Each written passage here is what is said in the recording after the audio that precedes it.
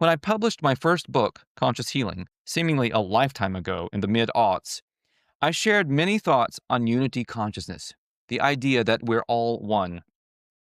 I hear people giving this concept lip service constantly, but rarely do I find them following it through to its absurdly profound conclusion.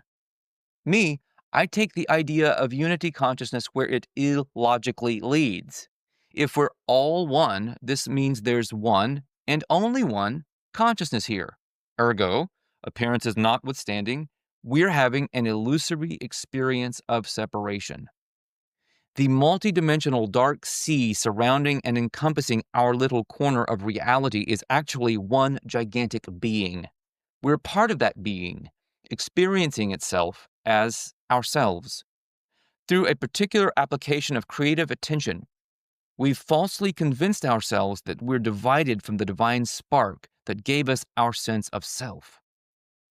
But if you trace the totality of yourself all the way back to your origin in the field of being, you must inevitably conclude that you're just God. Technically, rather than star stuff, to use a phrase made famous by Carl Sagan, we're God's stuff. When I speak of imagination, I am referring to God in you, said Neville Goddard. He also specified, with vast implications relative to our discussion of reclaiming the totality of ourselves by uniting with the immense creative power of our unconscious mind, the dreamer in you is God.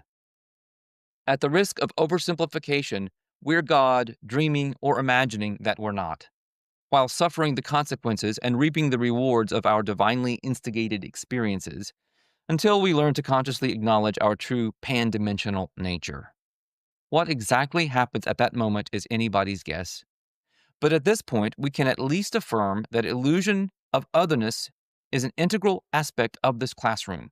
It means that we can only be, fundamentally, our own adversary as well. The shadows on the walls of our cave are just ourselves. We're the dragon because we're all each other.